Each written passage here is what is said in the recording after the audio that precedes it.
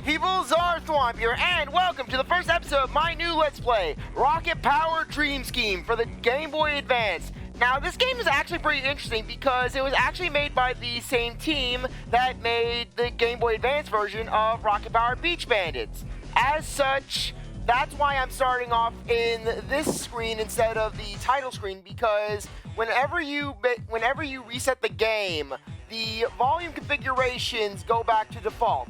And like with the Game Boy Advance version of Beach Bandits, for some reason they really made the sound effects really loud. So basically, in order for me to preserve my volume settings, I had to just I had to go in, edit them beforehand, and then start the series, and then start the episode off from there. But anyways, with that said, this main menu screen it really makes me motion sick. Just look at me, because look at, you're tumbling back and forth in some weird tube, I think we're in one of the Madtown pipes, I'm not sure, but anyways, let's start the game before I really start getting motion sick.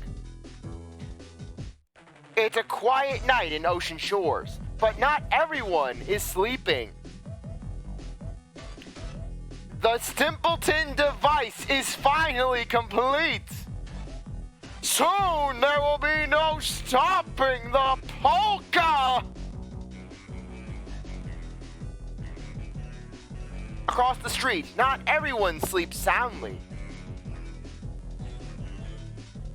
No more hot wings for you, Rocket Boy. Too much greasy food gives you nightmares. Nightmares? Give me a break, Raimundo. I'll do what I want.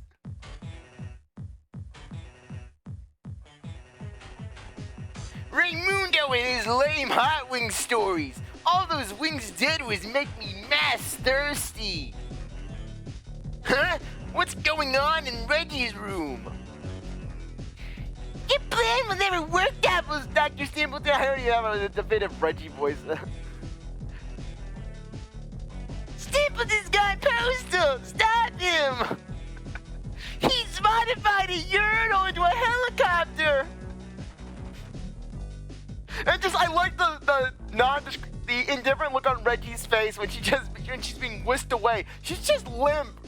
She's just being limp, and she's just going along with it. Ha ha ha! By sunrise, my Stimpleton device will turn Ocean Shores into a polka resort. I have your friend, young Rocket, so no one can stop me. A polka resort by sunrise? Dude, I gotta save my butt so we can stop him. He'll invite all the shoobies here. Okay, but one thing about this game that I love is the fact that I know that this is a dream. That's the whole premise of the game. Otto is essentially having a Hot Wings fueled frenzy dream that basically has just gone off the rails. But one thing I love is just the fact that Otto essentially villainized Mr. Wilson, the show's version of Mr. Wilson. And not to mention, Otto doesn't make it where he's like, oh, he's just a crazy old man. No, Otto goes all out. He gives Stimpleton a PhD. He gives Stimpleton technological capabilities on a genius level. Anyways, for this part of the game, you're given 3 choices in terms of your levels. You can go to Ocean Shores Beach, Madtown Skate Park, or, okay, you just gotta press the L button, or the elementary school. Basically, these 3 levels will give you access to one of Otto's friends, basically. The elementary school will give you access to Squid, the beach will be the level where you rescue Reggie, and Madtown is for Twister. Now, you would think, based on the GBA version of Beach Bandits, that I would want to rescue Twister immediately. Well, the thing is that Twister does not have his God Scooter in this game. As such, Twister cannot bend reality. Twister's scooter would be too much for Otto's mind to process in his dreams. If Otto were to dream of Twister's scooter, then basically Otto's mind would be reduced to slag. So anyways, believe it or not, we're actually going to go to the school and... No, I want to return. Okay, well, there's the password. Anyways, this game, like with Beach Bandits for the GBA, uses a password save system. So, yeah, be cautious. I accidentally pressed the B button instead of the A button. I'm so used to using the A button for the A button. Anyways, you can see just all the characters locked in. Look at Reggie. Just look at Reggie and Twister. They look like something out of a creepypasta. As if basically they're going to come and haunt us. I bought this haunted copy of Rocket Power Dream Scheme from a local garage sale. I had good memories with the game, but I noticed that Reggie and Twister were grayed out, as if they were killed. and their eyes were completely glazed over. No pupils whatsoever. Yeah, Otto killed Reggie, Twister, and Sammy, and their souls are haunting him. Anyways, each character's going to have different stats. Otto, as you can see from this whole menu, his main strength is rollerblades. He has basically, when he's on his rollerblades, he has the best control. Though his skateboard and foot are not the best either. I think it's also maybe a speed thing. But anyways, we're gonna go with Otto because he's our only choice. And yeah, as you can see, basically, the game requires you to collect stars and move to the right. Anyways, I just have to see how this works. Okay, for some reason, we can only utilize the L button to swap things out. We have no other controls for the time being, so... Okay, if you hold the B button down, you can grind on rails, which that can help out. Anyways, we have a key, so can we do anything with the key? Okay, press the B button for the key, and you can basically do it. Okay. Now, don't die. That's pretty self-explanatory when it comes to games like this, but just the reason you don't want to die is because the game over is really creepy in this game. Really, it's a whole nother level of creepy, where it basically haunted me for quite some time in my youth when I would play this game. Essentially, the game over is, well, it's sort of like a bad ending, but it's also a good ending. I can't really explain it. Essentially, the game over consists of Otto waking up from the dream, and then basically just this creepy music plays in the background. This dum dum dum dum dum dum dum. You'll probably hear it at least once throughout the playthrough. Anyways, one thing I don't like about this game is just how slippery the controls are. It's not like the Game Boy Advance version of Beach Bandits where basically Otto and Twister were relatively solid. I actually think this game came before those two because I noticed that just the Beach Bandits for the GBA actually drew from a lot of assets from this game, particularly in regards to the robots as well as some of the music. Okay, yeah, typically when you destroy enemies, you get health, so that's pretty good. Okay. Now, in each section of the level, you have to collect a certain number of stars in order to progress. Yeah, each enemy will deal specifically 1 hit of damage. So yeah, as you can probably guess, rollerblades aren't the best thing to go skating around the level with. Okay, jump down so I can hit you on the head. Come on, we have to fight Mr. Wilson. Mr. Wilson! Could you imagine if that actually happened in a Death the Menace episode where basically Mr. Wilson snaps? Mr. Wilson snaps and tries to kill everyone. He's dealt with Dennis one time too many. Now, anyways, in terms of the overall difficulty, the first 3 levels are about the same. Frankly, the levels scale in difficulty in a Mega Man-esque fashion, where basically, when you're given a choice between several levels, the difficulty between the 3 is pretty consistent. Since, well, you kind of can go at them at any point in time and just make it balance, so that way it's not like, oh, I have to go to this one level in particular. Okay, as you can see, basically, that thing will scan in our stars. So, go down here, and it'll take 10 stars from us. Okay, step on it. Okay, yeah, you also gotta press the B button. And as you can see, we keep 4 of our stars, which means that we have to collect less stars in this section. So yeah, whenever you can, just grab a star. Stars are your main priority, because without stars, you have no progression. Okay. Yeah, I love how Stimpleton has mind control technology. Otto really just deified Stimpleton. Really, even though basically, the funny thing is that Stimpleton doesn't really make appearances in the Rocket Power video games. I mean, the most that we got from him outside of this game is basically just in Beach Bandits for the PS2, Lars and his crew make a remark of how they were going to basically go to Stimpleton's house and just prank him with some stink bombs, which basically we were required to collect as one of the missions to get the bus tickets to Wishing Waters. Okay, as you can see, these are our health, and okay, I think that we have to go over here. Yes, I remembered correctly. Okay, step on that, and now actually open something up. Oh, right, yeah, it'll give us platforms. Okay. But anyways, yeah, so this game is kind of weird in the fact that basically, this is the only Rocket Power game, as far as I know, that basically has it where the main antagonist is actually a character from the show. Whereas the GBA game, basically Gollum and Gollum Jr. and Eric Gollum Jr. were basically just original characters created for the games. Okay. Let's get going. Yeah, basically the reason why I am doing this level is because in this game, believe it or not, Squid is actually the best character.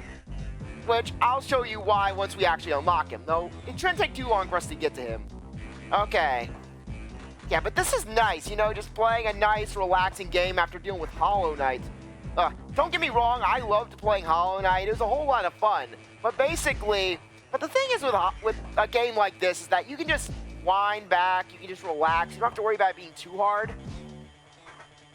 Now, granted, this game isn't as easy as the the Game Boy Advance version of Beach Bandits, because in that game, like I said, all you had to do in that game was just go mad with Twister Scooter. Just select Twister and you win the game. Otto is more or less just an afterthought in my personal opinion, just because his pucks, well, they were useful for the Syax boss. It's not really all that potent to use him in any other section, because Twister's water gun actually is used for several bosses as well. It gives you good range. You have unlimited water, so basically it's not like Otto's pucks where, oh, you run out of pucks with Otto, you're screwed. Okay, anyways, we're at the end of the level. As you can see, 0 out of 0 stars. I think we only have to defeat the Pogo Kid. Yeah, we just have to defeat this one random Pogo Kid who just who's the super boss. Anyways, defeat this kid, and or maybe not. We gotta defeat another kid, this other Pogo Kid. I think we have to defeat this other Pogo Kid who's basically just gonna go insane on us.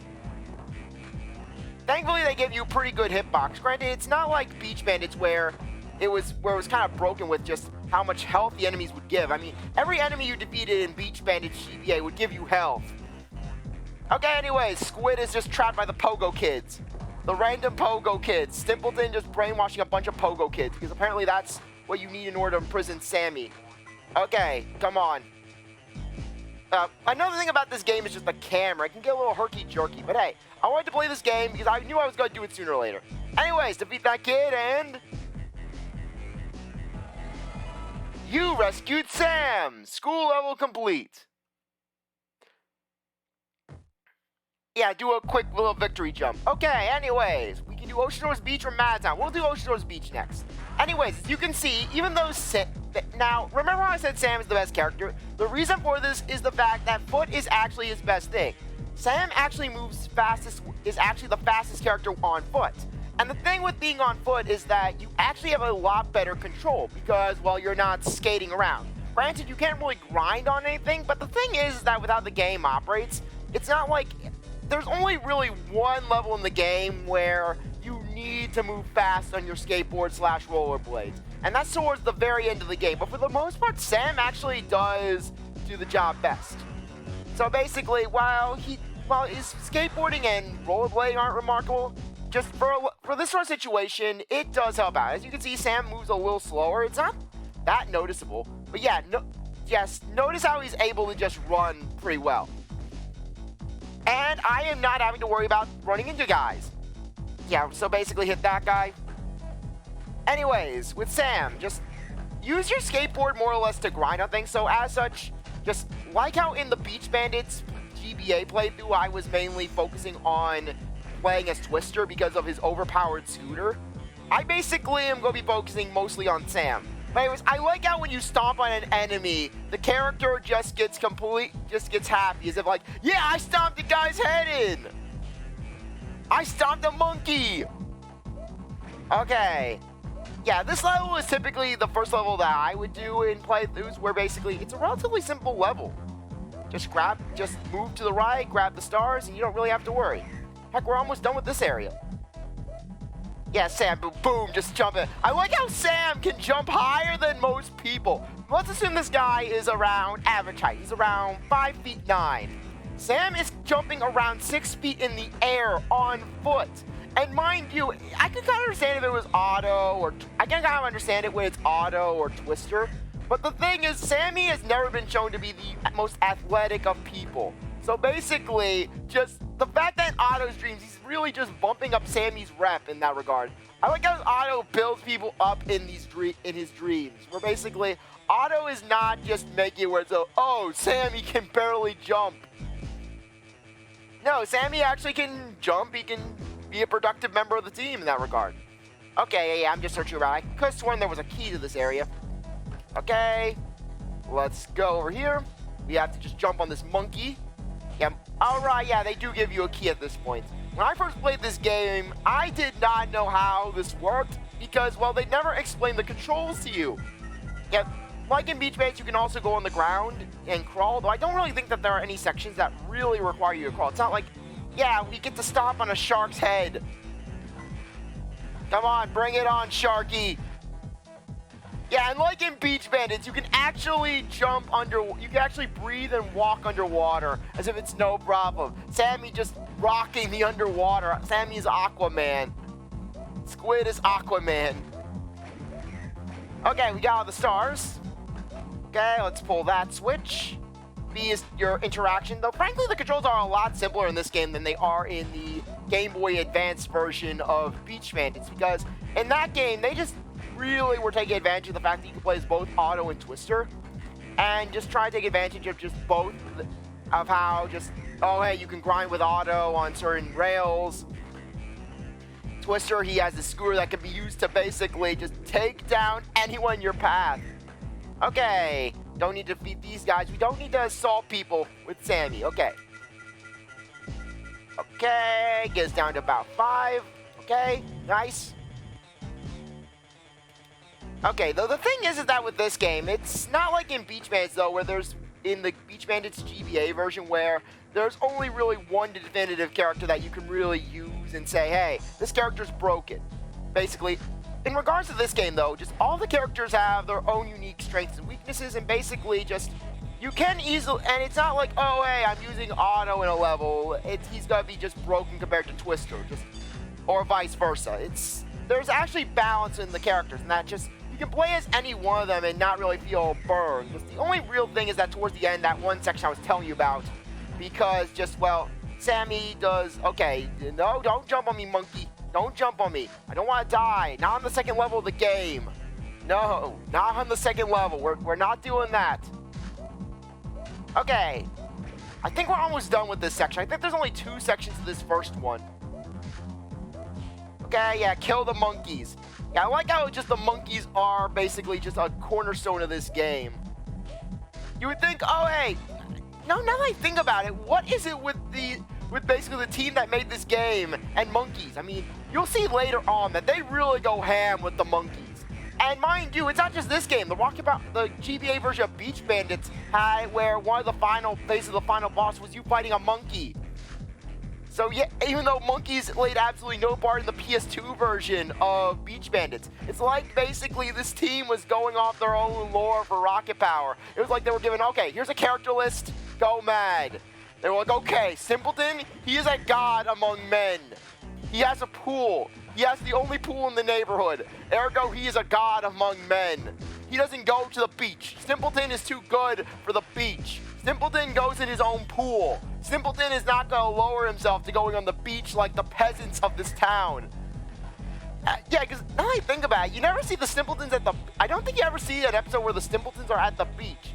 Because the Stimpletons are too good for the beach. The Stimpletons, they live near the beach, but darn it, they are not going to associate with the common rabble. Okay, 10 out of 10. This is the final boss of this area. This is actually not that bad. We have to jump on an ocean liner, and this one's actually relatively easy. You just go up here, pull a lever. Then you just gotta go down. Yeah, they're gonna still have some things, okay? Yeah, just Reggie just chilling out in her cage. Yeah, all you have to really do is just jump on this guy, just use him as a platform. I think this is intended to be the first level because of how simple it is. Yeah, this guy's apparently the boss of this boat, just the girder boss. Yeah, you've heard of bosses basically revealing their weaknesses. Well, this boss actively helps you defeat him.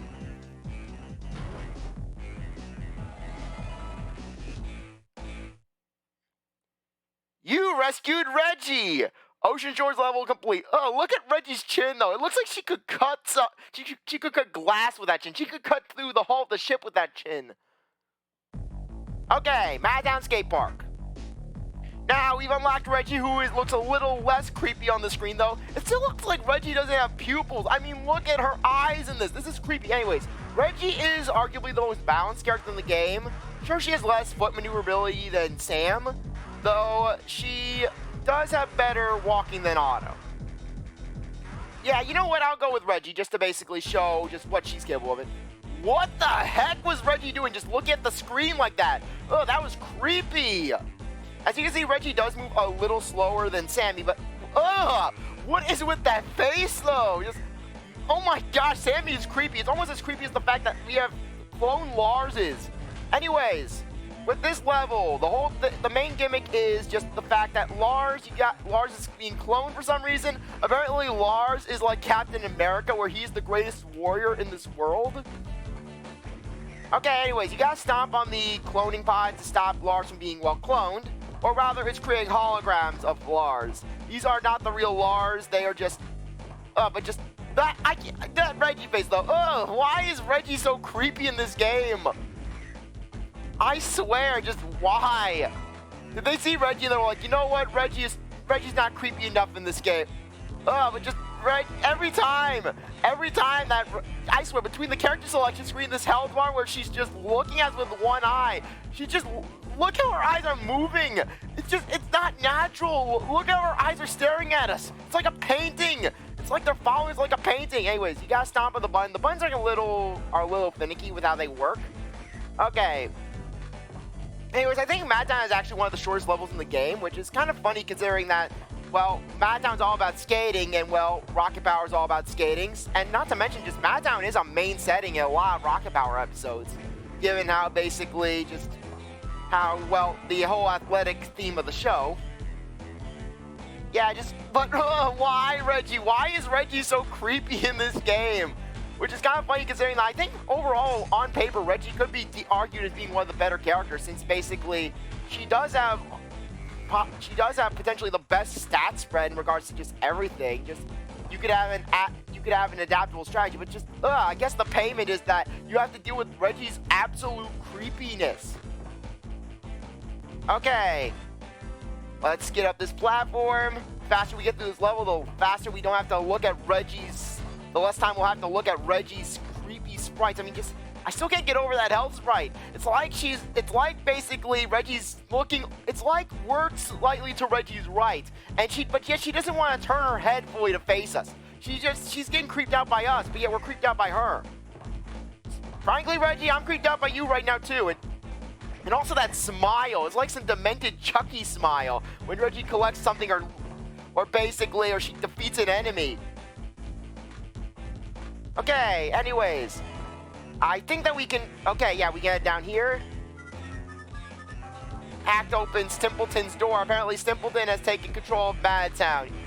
He's taken control of everything. But yeah, I think that we can actually get through the rest of Madtown in this level, and then basically in the next episode, we can actually move on to the second set of levels. Yeah, basically, this game isn't really all that long. Though I would say that overall, it is much harder than basically Beach Bandits GBA.